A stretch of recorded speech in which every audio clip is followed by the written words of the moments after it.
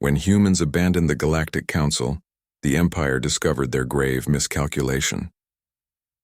They thought humanity's silence meant defeat. They thought our absence meant weakness. But when humans abandoned the Galactic Council, the Empire learned the truth. Our silence was not surrender. It was the calm before a storm they could never survive. The invitation. Nobody expected Captain Maria Vasquez floated in the observation deck of the UES Pioneer, her eyes fixed on the strange vessel that had appeared at the edge of Earth's solar system 3 days ago. The ship defied every law of physics humanity understood.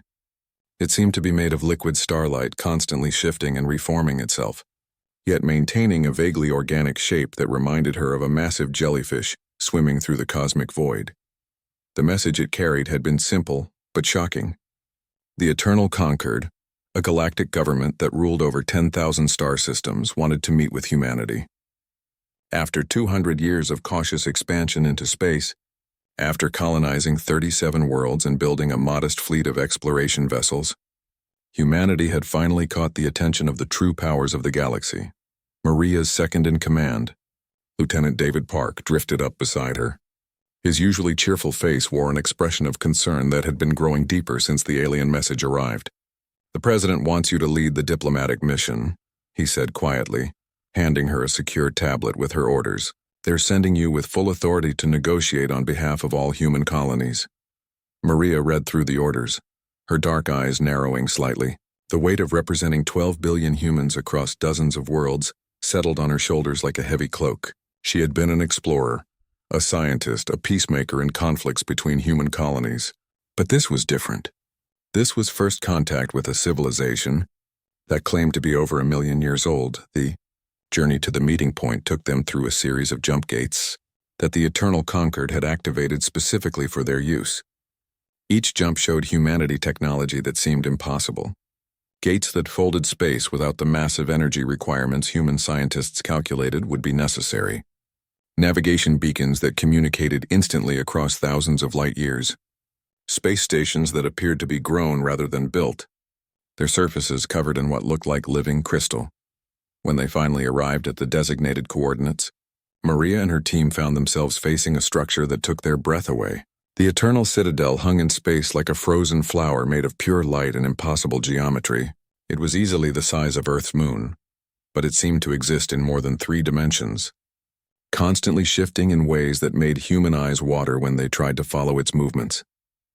A voice spoke directly into their minds, not through their communication systems, but somehow inside their thoughts. It was neither male nor female, neither young nor old. It was the voice of something that had existed since before Earth's sun was born. "Welcome, younglings of Earth. We have been waiting for you to grow mature enough for this conversation. Please proceed to Docking Bay 7012. Maria's team consisted of 5 people, each chosen for their unique expertise. Besides herself and Lieutenant Park, there was Dr. Yuki Tanaka, Earth's leading xenobiologist, Ambassador Robert Chen, a veteran diplomat who had negotiated peace between the Mars colonies and Earth, and Professor Elena Petrova, a physicist who had spent her life studying alien artifacts found on dead worlds. The docking bay could have held 1,000 human ships. The walls seemed to be made of solid light that somehow had substance. Waiting for them were 3 beings that represented the ruling species of the Eternal Conquered. The first was the Luminari, a creature of pure energy that had taken a vaguely humanoid shape out of courtesy to its guests. It glowed with a soft golden light that seemed to penetrate everything around it. The second was the Void Keeper, a being that seemed to be made of living shadow, its form constantly shifting and reforming like smoke given consciousness. The third was the Crystalline Sage, a massive entity of living mineral that sang when it moved, each gesture creating harmonious tones that resonated through the floor.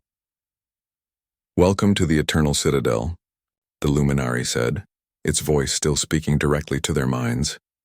"We are the triumvirate that speaks for the conquered. You may call me Radiance. My companions are Whisper of the Void Keepers and Resonance of the Crystalline Sages." Maria stepped forward, representing her team with the confidence that had made her captain of humanity's most advanced exploration vessel. "We are honored by your invitation. I am Captain Maria Vasquez, and these are my colleagues. We come in peace, hoping to learn about the greater galaxy and find our place within it.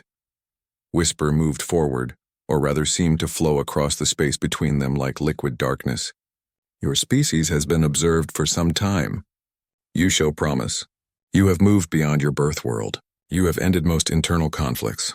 You have begun to understand the basic principles of interstellar travel. It is time to offer you a place in the conquered. The words sounded positive, but something in the way they were delivered made Maria's instincts suddenly come alive with warning. She had negotiated enough agreements to know when someone was about to present terms that were not actually negotiable. Resonance began to sing, and images appeared in the air between them. They showed the vastness of the eternal concord, millions of ships moving in perfect formation, worlds transformed into geometric perfection, species working in flawless harmony. But Maria noticed something else. Every species shown seemed to be performing the same types of tasks, living in the same types of structures, following the same patterns of behavior. The conquered has maintained peace and order in this galaxy for 1 million years. Radiance explained with what seemed like pride. We have eliminated war, ended suffering, brought efficiency and purpose to all who join us. We offer humanity this same gift. Dr. Tanaka leaned forward, her scientific curiosity overcoming diplomatic protocol. How many species are part of the conquered? She asked eagerly. Currently, 4,317 species serve the conquered, Whisper replied. Each has found their designated role in our perfect system. Each contributes according to their capabilities. Each receives according to their needs. The phrase sent a chill down Maria's spine. She had heard similar words before in human history, and they rarely led to good outcomes. She kept her expression neutral as Radiance continued. Humanity shows aptitude for adaptation and learning. You would be designated as a Level 3 service species. Your primary roles would include maintenance of conquered infrastructure, operation of mining facilities in hazardous regions, and provision of entertainment services for higher-tier species. In exchange, you would receive protection, limited access to conquered technology, and guaranteed survival as a species. Ambassador Chen's diplomatic training kept him from showing any reaction, but Maria saw his hands clench slightly. Professor Petrova was less successful at hiding her shock, her mouth dropping open before she quickly closed it. Maria took a slow breath before responding. This is a generous offer, she said carefully, choosing each word with precision. We would need to understand the full terms, of course. What exactly would be required of humanity? Resonance sang again and new images appeared. They showed human ships being dismantled and replaced with conquered standard vessels, human cities being reorganized into efficient grid patterns, human culture being slowly replaced with conquered-approved entertainment, human children being educated in conquered schools that taught only what the ruling species deemed necessary for their designated roles. Your military vessels would be decommissioned, Radiance explained. The conquered maintains peace, so weapons are unnecessary for member species. Your colonies would be reorganized for maximum efficiency. Your governing systems would be replaced with conquered administrative units. Your scientific research would be directed toward projects that benefit the collective. Lieutenant Park spoke up, his voice steady despite the growing tension in the room. And if humanity chose not to accept these terms? The three beings seemed to pulse with surprise, as if the question had never been asked before in their million-year history. Whisper recovered first, its shadowy form growing larger and more imposing.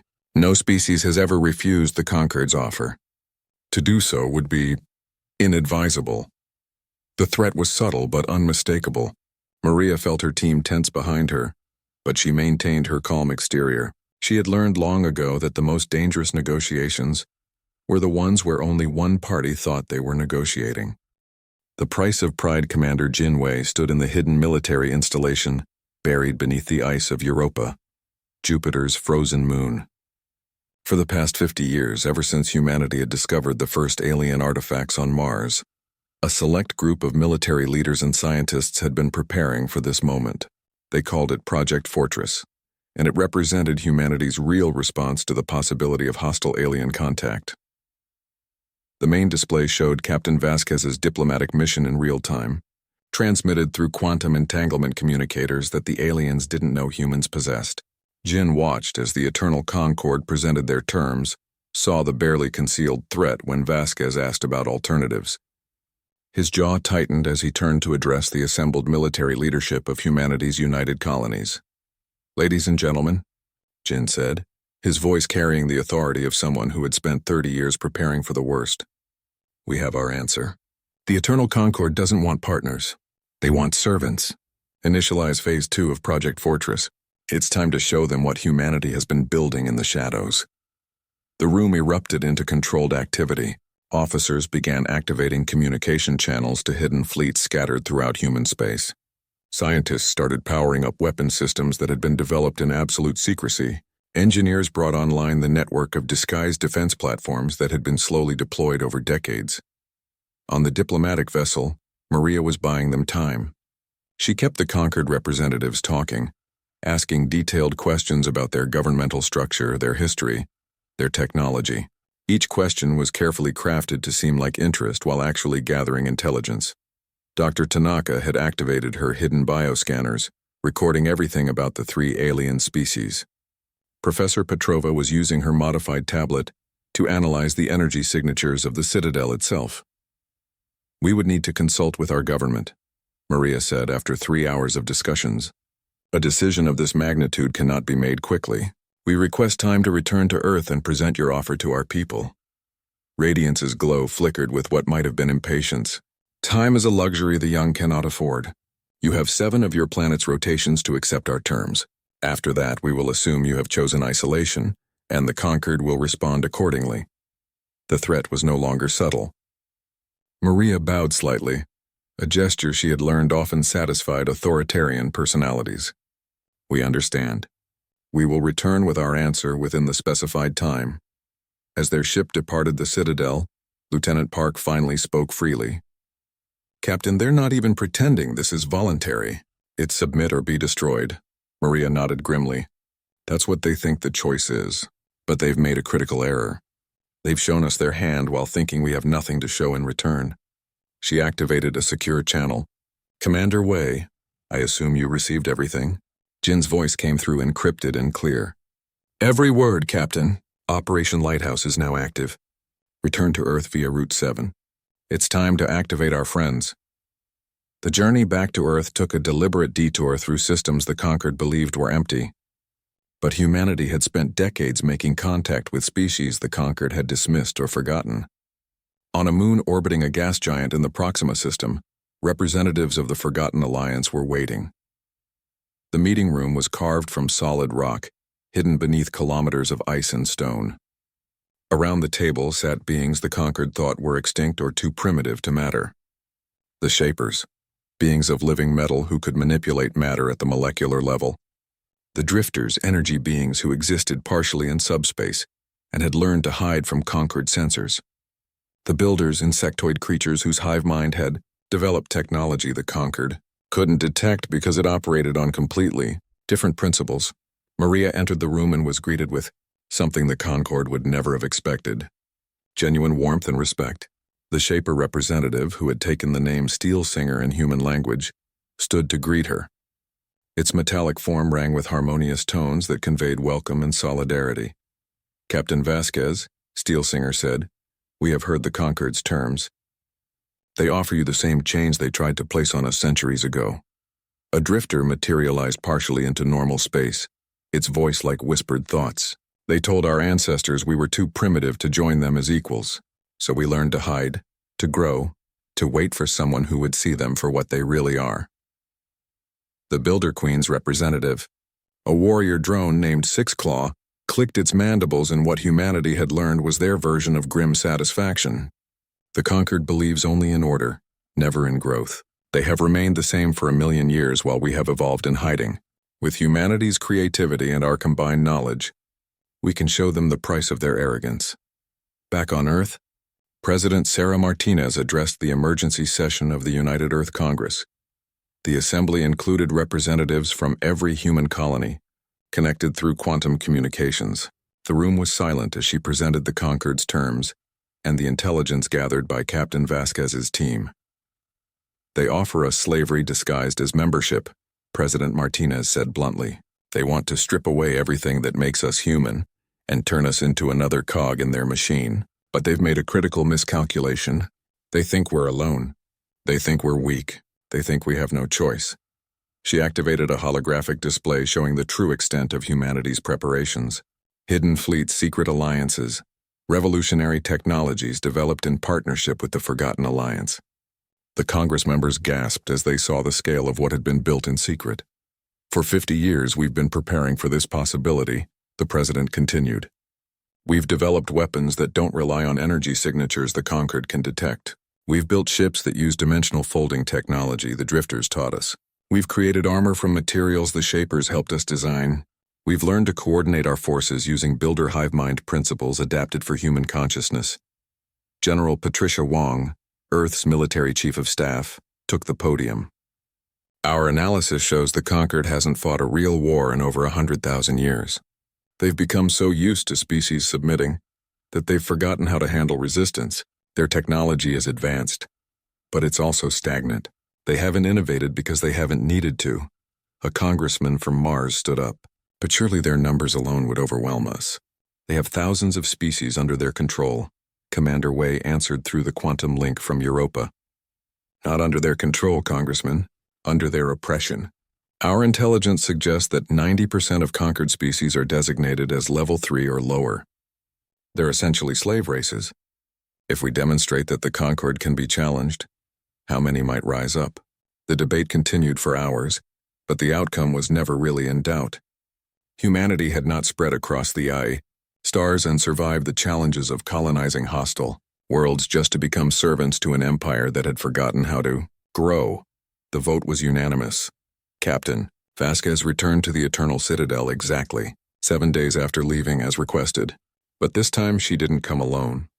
Beside her ship flew vessels of the Forgotten Alliance, ships the conquered had never seen before, using technology they couldn't immediately understand. Maria stood before the triumvirate again, but this time her posture was different.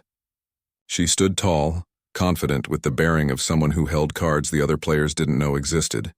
We have considered your offer, she said clearly, and we have a counter-proposal.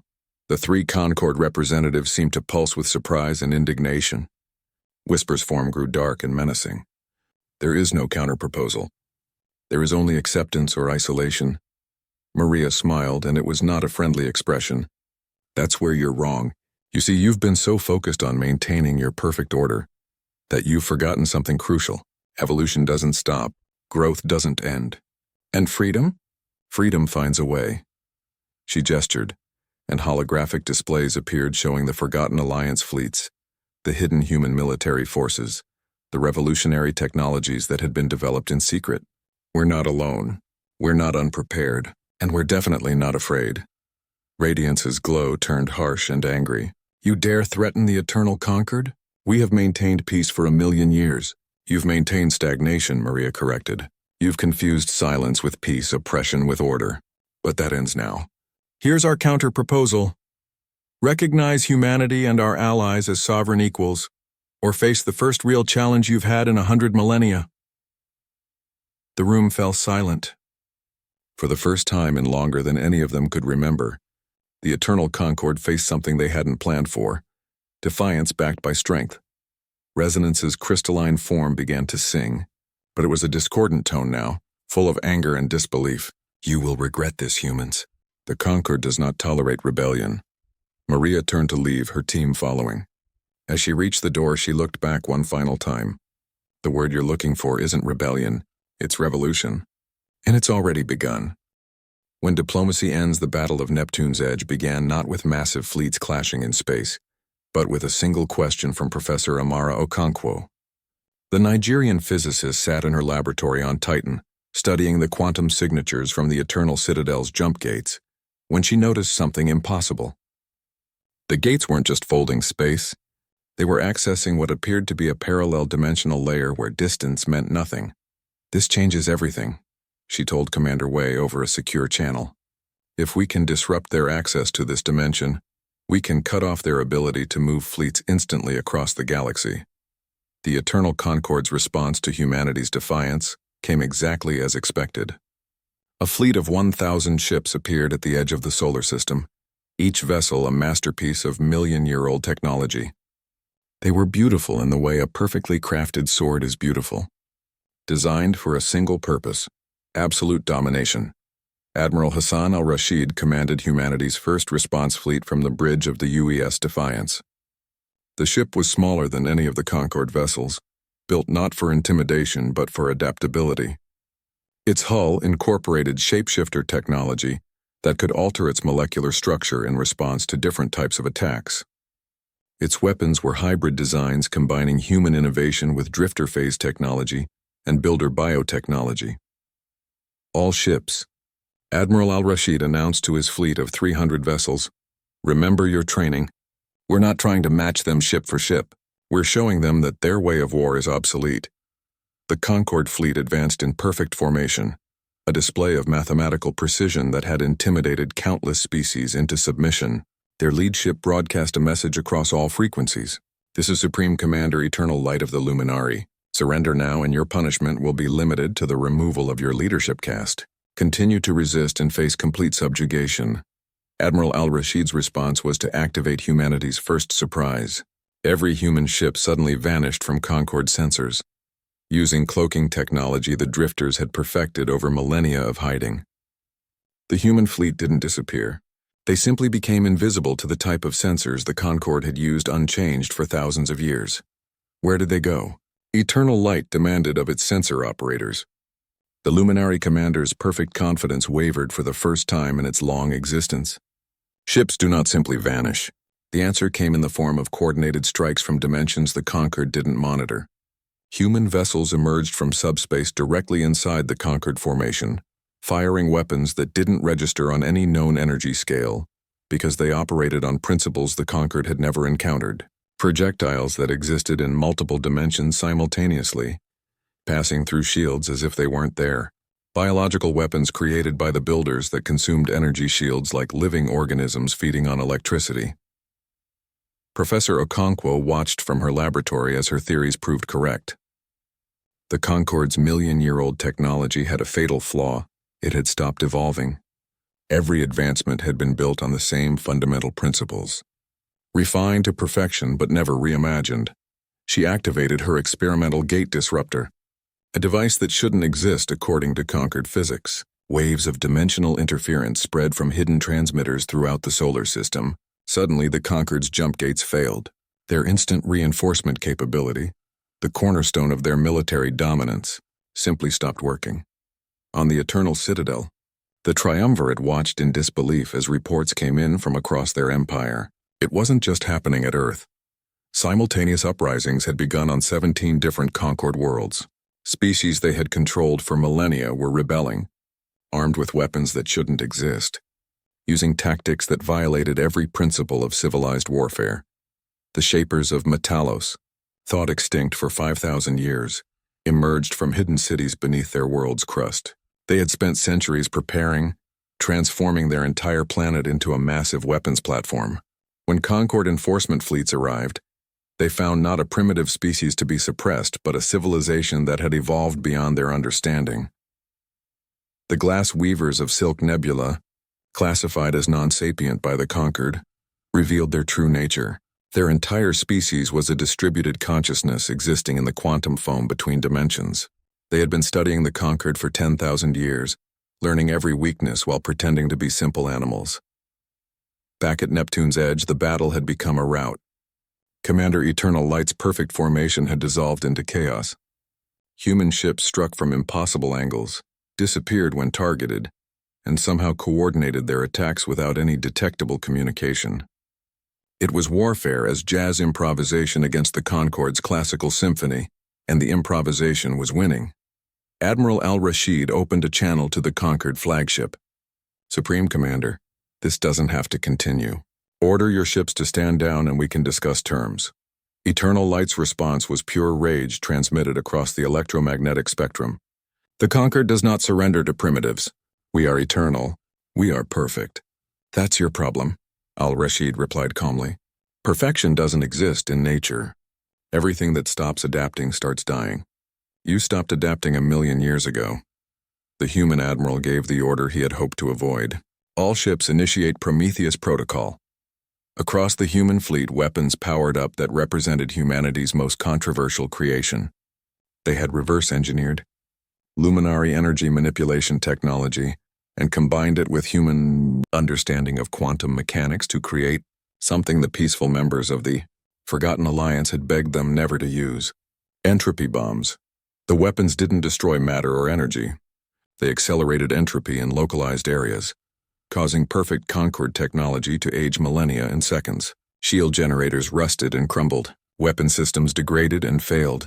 The beautiful, immortal ships of the Eternal Concord began to rot in space like fruit exposed to time-lapse photography.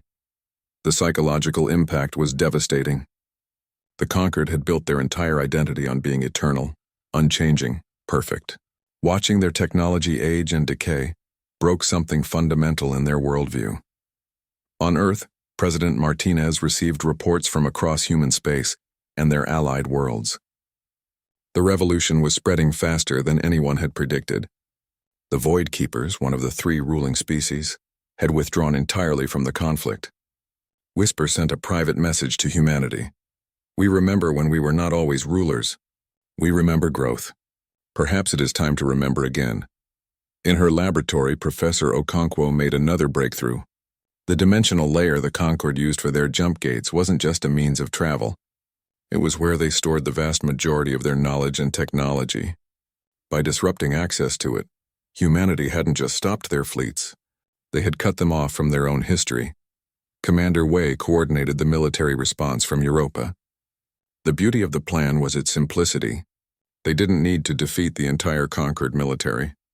They just needed to show that it could be done. Once species across the galaxy saw the Concord could bleed, the million-year empire would face thousands of uprisings. Captain Vasquez had returned to space, commanding a diplomatic fleet that followed in the wake of military victories. Her mission was different now, to offer conquered species a choice. They could join the new alliance as equals, or they could cling to the old order as it crumbled around them. The response was overwhelming. Species that had been enslaved for millennia chose freedom. Civilizations that had been forced into stagnation chose growth. Cultures that had been suppressed chose to flourish. At Neptune's edge, Supreme Commander Eternal Light made one last desperate attempt to salvage victory. The luminary channeled all its energy into a single massive attack, a beam of pure destruction that could crack moons in half. But the attack never reached its target. A ship of the Forgotten Alliance, crewed by beings the Concord didn't even know existed, absorbed the energy and reflected it back transformed. The beam that returned wasn't destructive. It was creative, carrying information and possibilities the Luminary had never imagined. It showed Eternal Light visions of what the galaxy could become if the Concord evolved, if they chose growth over stagnation, if they embraced change instead of fearing it. The Supreme Commander's response shocked everyone. It surrendered. Not just the battle, but everything. In a transmission that reached across the galaxy, Eternal Light of the Luminary spoke words the Concord had never uttered before. We were wrong. We confused order with life, stagnation with peace. The humans and their allies have shown us what we had forgotten. That existence means growth. That life means change. That perfection is not a state to be achieved, but a direction to be pursued. The Battle of Neptune's Edge ended not with destruction, but with transformation. The conquered fleet powered down their weapons. Some ships requested permission to join the Alliance. Others simply left, returning to their worlds to share what they had learned. But the war was far from over. 2 of the 3 ruling species still clung to the old order.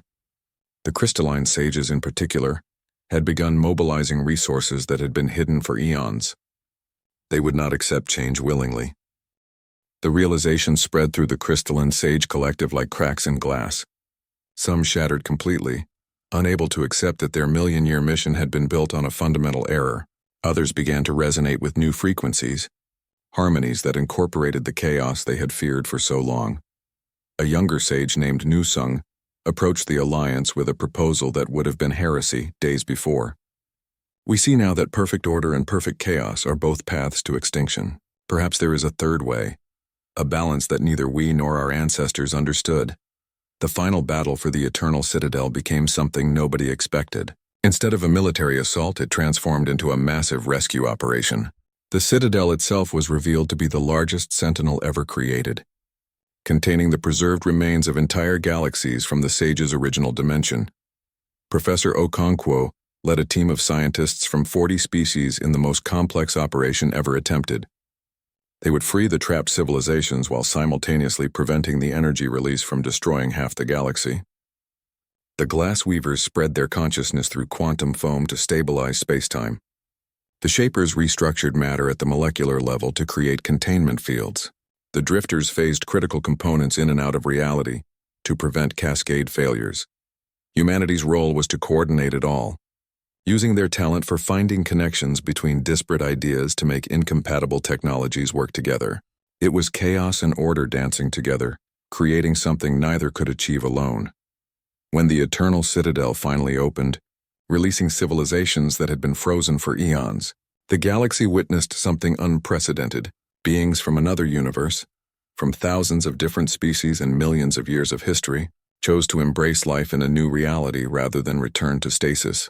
Resonance, witnessing this transformation, made a choice that defined the future of the galaxy. The ancient sage shattered its own crystalline form and reformed it, incorporating impurities and irregularities that it would have considered blasphemous before. When it sang again, the harmony was richer, more complex, beautiful in its imperfection. We were the chaos we feared, Resonance sang to the assembled species. By trying to eliminate change, we became the very force of destruction we sought to prevent. The humans showed us what we could not see, that life finds balance not through control but through cooperation. A new dawn for the galaxy 1 year after the liberation of Echoes. The galaxy barely resembled the ordered empire the Eternal Concord had maintained for 1,000,000 years. The transformation hadn't been without cost or chaos, but something remarkable had emerged from the upheaval. The United Galactic Commonwealth. Captain Maria Vasquez, now bearing the title Commonwealth Ambassador Prime, stood in the new council chamber built within the transformed Eternal Citadel. The sterile perfection of the old structure had been replaced with a living architecture that grew and changed, incorporating design elements from every member species. Crystal formations from the sages intertwined with organic structures from the builders. Drifter phase technology created spaces that existed in multiple dimensions simultaneously. Human architectural principles tied it all together with a focus on functionality and accessibility. The first session of the Commonwealth Council included representatives from over 3,000 species, including many that the Conquered had never known existed. The 3 original ruling species of the Conquered sat among them, not as leaders but as equals, learning to find their voice in democracy rather than autocracy. Light, the transformed luminary, had become something unprecedented in its species' history, an individual. No longer part of a collective consciousness that thought in absolutes, it had chosen to experience existence as a single being among many. The process was difficult, sometimes painful, but Light described it as being truly alive for the first time in 1,000,000 years. My species spent eons believing we were pure energy, above the material concerns of physical beings, Light explained to Maria during a break in proceedings. But we were really just hiding from the complexity of true existence. The humans taught us that strength comes from embracing vulnerability, that wisdom comes from admitting ignorance. Whisper of the Void Keepers had undergone its own transformation. The species that had existed as living shadows learned to solidify, to take physical form when they chose. They became the Commonwealth's premier mediators, able to understand perspectives from both physical and energy-based life forms. The integration of civilizations from the Sage's original dimension brought challenges nobody had anticipated. These beings had technologies and philosophies shaped by different physical laws, different constants of reality, but they also brought solutions to problems this galaxy had never solved. Their understanding of entropy led to revolutionary energy technologies. Their experience with dimensional collapse provided insights into stabilizing spacetime anomalies. Professor Amara Okonkwo headed the Commonwealth Science Collective, a body dedicated to sharing knowledge freely among all species. The headquarters on Titan had expanded into a massive complex where beings from across the galaxy worked together on projects that would have been impossible under the Concord's restrictive policies. The most remarkable discovery came from combining perspectives. Okonkwo explained to a gathering of young scientists from various species. Human quantum mechanics interpreted through Sage harmonic theory and implemented with shaper matter manipulation created technologies none of us could have imagined alone. We're not just adding our knowledge together, We're multiplying it exponentially. Commander Jin Wei, now Director of Commonwealth Security, faced different challenges. Freedom had also freed those who preferred chaos to any order. Pirate fleets emerged in the spaces between systems. Some former conquered enforcer species struggled to find purpose without someone to oppress. Criminal organizations that had been suppressed for millennia resurged. But the response wasn't the iron-fisted control of the conquered. Instead, the Commonwealth developed collaborative peacekeeping forces that included members from multiple species, each contributing their unique abilities. Former enemies worked side by side, building trust through shared purpose. The real test came when they discovered a new threat from outside the galaxy. A species called the Devourers, beings that consumed entire star systems for resources, approached the Milky Way. Under the conquered, the response would have been to mobilize every ship for war. The Commonwealth chose differently. President Martinez, now serving as rotating chair of the Commonwealth Executive Council, addressed the emergency session. We face beings who know only consumption and conquest. The old response would be to meet them with force. But we've learned that yesterday's enemy can become tomorrow's ally if we're willing to understand them. The first contact mission to the Devourers included members from every major Commonwealth species. Captain Vasquez led the diplomatic team, while Admiral Al-Rashid commanded the defensive fleet that stayed carefully out of sight, but ready to respond. The Devourers had never encountered anything like the Commonwealth's approach. Instead of threats or shows of force, the Commonwealth offered alternatives. The Shapers demonstrated how to restructure matter without destroying it. The Drifters showed how to harvest energy from dimensional interfaces without depleting resources. Humanity contributed their talent for finding innovative solutions to resource problems. The Devourers, it turned out, weren't evil or malicious. They were desperate. Their home galaxy had been consumed by a cascading black hole event millions of years ago. They had been running ever since, taking what they needed to survive because they knew no other way. Newsong of the Crystalline Sages made the proposal that changed everything. We have beings from another universe who lost their home. You have lost your galaxy. We have learned that diversity strengthens us all. Join us and help us build something that has never existed before. A truly intergalactic civilization.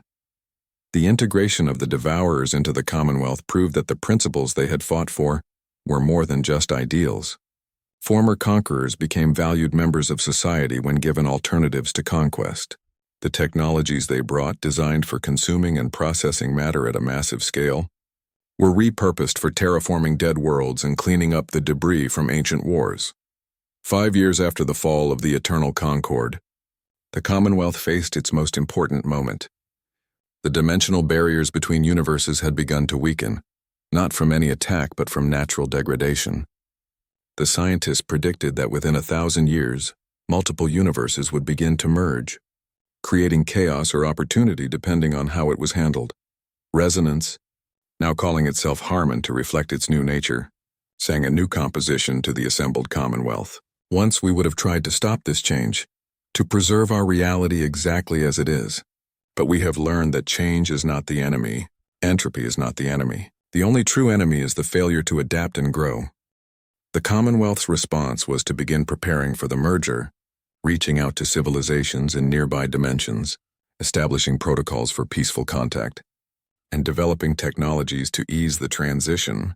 It was a project that would take millennia, but they faced it not with fear but with curiosity and hope. Captain Vasquez, her hair now gray with age but her spirit undimmed, gave the closing address at the Fifth Commonwealth Assembly. When humanity first received the Concord's invitation, we were offered a choice between submission and isolation. We chose neither. We chose to believe that there was a third option: transformation. She looked out at the assembly, at beings who would have been enemies under the old system, now working together for a common future. We didn't win because we were stronger or smarter or more advanced. We won because we remembered something the Concord had forgotten: that every ending is also a beginning, that every death leads to new life, that every moment of chaos contains the seeds of a new order. The transformation of the galaxy was complete, but the story was far from over. New species were discovered every day. New alliances formed and reformed. New technologies emerged from unexpected collaborations. The rigid perfection of the eternal conquered had given way to something messy, chaotic and beautiful, life in all its infinite variety. In the end, humanity's greatest contribution to the galaxy wasn't their technology or their military tactics or even their diplomatic skills. It was their simple refusal to accept that there were only two choices. When faced with submission or isolation, they created a third option, transformation. And in doing so, they didn't just free themselves. They freed 1,000,000 years of stagnant history and gave birth to a future limited only by the collective imagination of all who chose to dream it together. The stars continued to burn, planets continued to spin, and life continued to grow and change and evolve. The Commonwealth faced challenges daily, from pirates to plagues to political disagreements. But they faced them together, with the knowledge that diversity was strength, that change was growth, and that the greatest adventures lay not in maintaining perfect order, but in embracing the beautiful chaos of existence. Some called it the end of an empire. Others called it the beginning of true civilization. But for Maria Vasquez, standing on the observation deck of the transformed Eternal Citadel, watching ships from 1,000 different species work together to build something new, it was simply what humanity had always done best, finding a way forward when everyone else thought there was no way at all. The galaxy had learned its greatest lesson. When humanity walked away from the negotiating table, they weren't giving up. They were just getting started.